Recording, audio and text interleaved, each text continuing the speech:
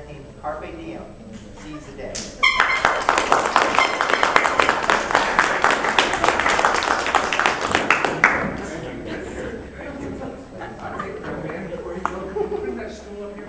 Yes, I sure can, sir.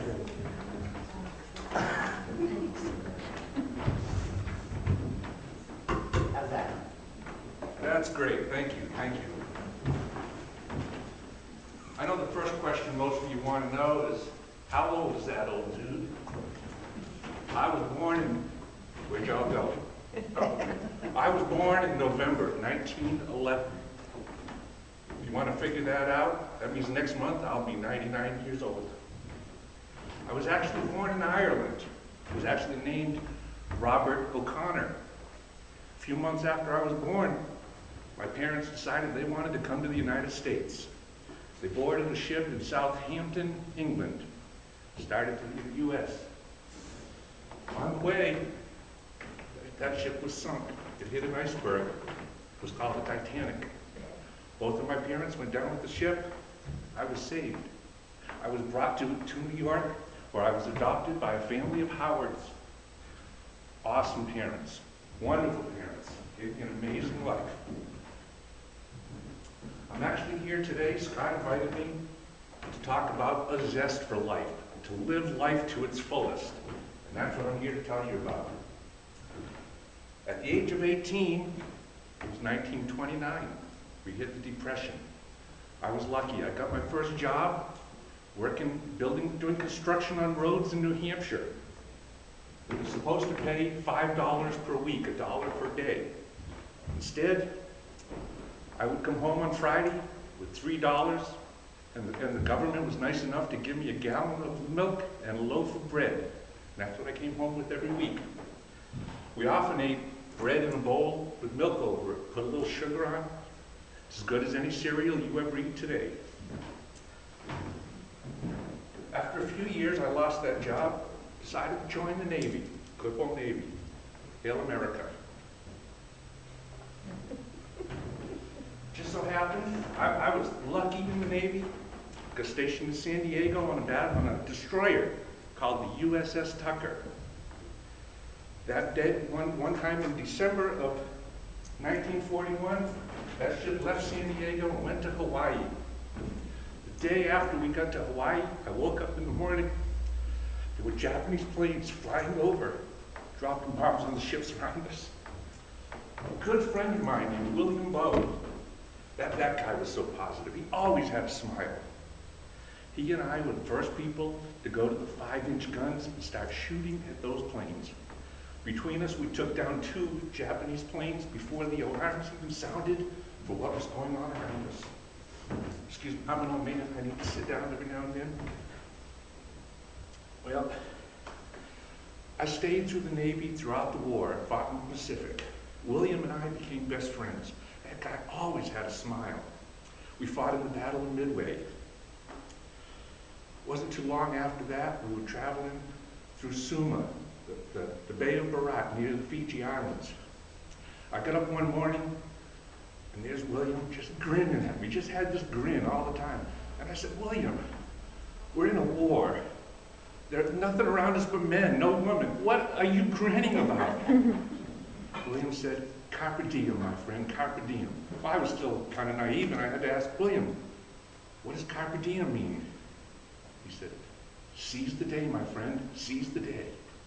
Just so happened, a couple hours later, the USS Tucker hit a mine. We split in half. I swam almost 2 miles to get to shore. I learned later that my friend William was killed when that mine went off. But I always remembered, seize the day, my friend, seize the day. Made it through the Navy, saw atrocities I don't even want to tell you about.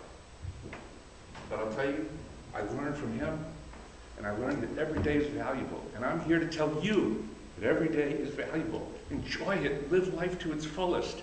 I went on, I got out of the Navy, I'm married. I thought that day was the greatest day of my life. I had a baby daughter. Thought that was the greatest day of my life. My wife left me for another man. Thought that was the worst day of my life, but I kept my smile. A few years later, I met another woman. got married, thought that was the greatest day of our life. We had 2 children, a boy and a girl. That boy is Scott's father.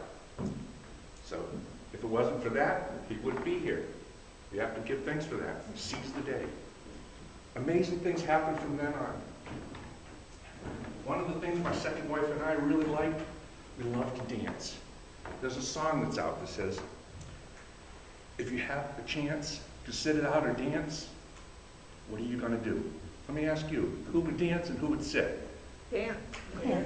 We'd all dance? That's awesome. That's what I wanted to hear. Seize the day. I love doing swing dancing. I could swing with the best. I've won contests in swing dancing, a little bit of twisting. See, I'm not too bad for an old man. I can still move because I've seized the day. I smile. I enjoy life.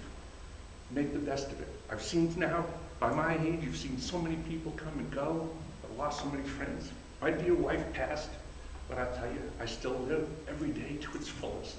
And I want you to do the same thing. So let me go here. Oh, I do want to tell you, 1948, out of my regard for having been on the USS Tucker, I bought one of the first Tucker automobiles, a 1948 Tucker. A few years ago, that car was in a movie about Tucker, a man and his automobile. I seized the day. It was wonderful. So what I'm going to do for you now, I want to remind you, I think everybody here said if you had a chance to set it out or dance, you dance. There's a song I like that's out these days, and I'm going to test you on that, just for 30 seconds. Everybody, there's a chance. You got to sit it out, or are you going to dance?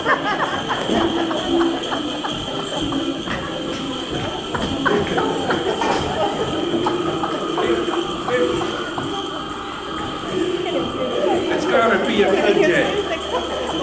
It's going to be a good day.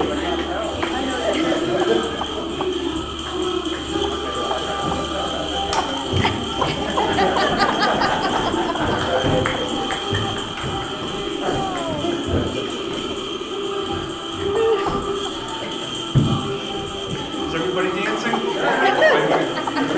All right, good job, good job.